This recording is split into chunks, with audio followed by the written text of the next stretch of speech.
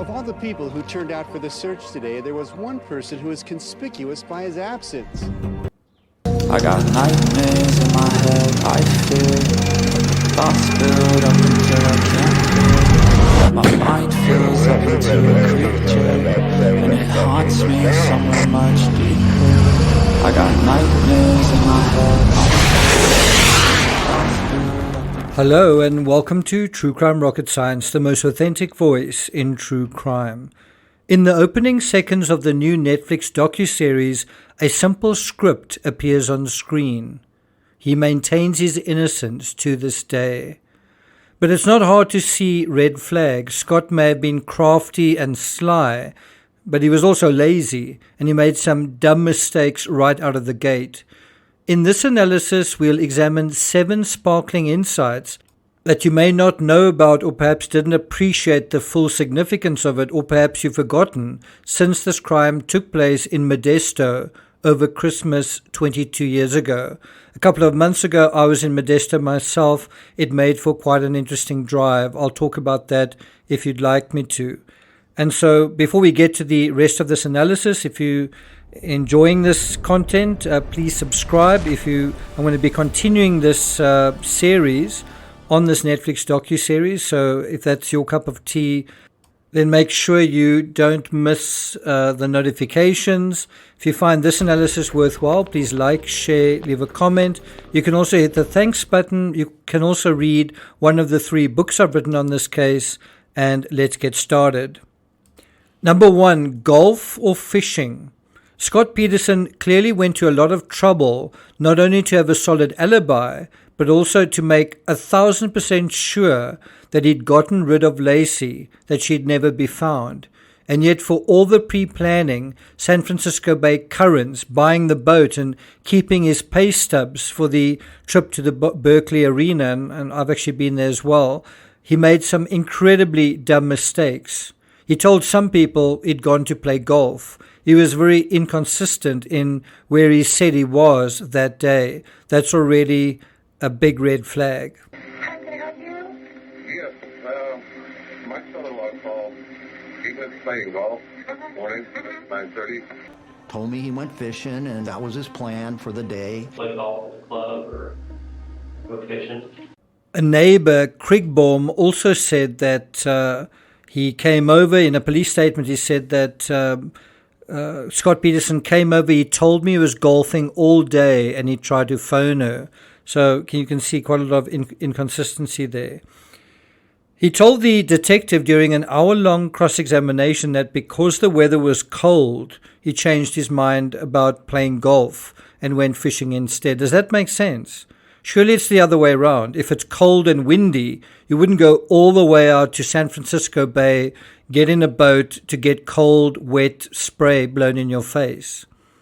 Number 2, lure not used. Another dumb mistake was going to the trouble to prove he went fishing, keeping the receipts and all, except the silver lure he said he was using was still in the packaging.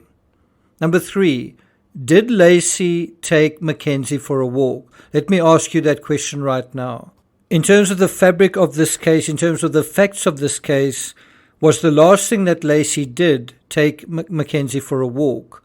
Or put in another way, did Lacy take McKenzie for a walk and shortly after that she disappeared? The gate was shut. He opened the gate and there's his dog running around in the yard dragging a leash.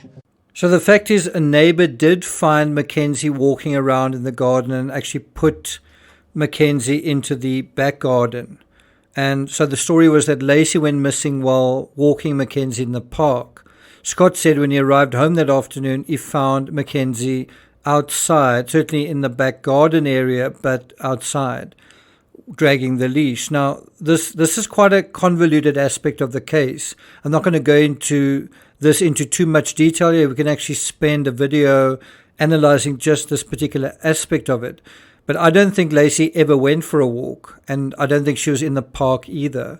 There was a witness who thought they saw Lacy, but in my book, I explain why that was likely a case of mistaken identity. Number 4, laundry. Another red flag. In the middle of everything, Scott decides to do some laundry, similar to Barry Morphew and what we saw in the Amanda Knox case. Other cases involving laundry in the middle of a crime scene: Chris Watts, JonBenet Ramsey, Madeleine McCann, and Jodi Arias. Number 5, Lacy's phone in her car. Now, one of the surest signs that something serious has happened to someone is when they go missing and they and their phones part company. Another sign is that the phone simply just stops doing what it normally does. It just falls silent. Lacy's phone was in her car. Its battery was half run down.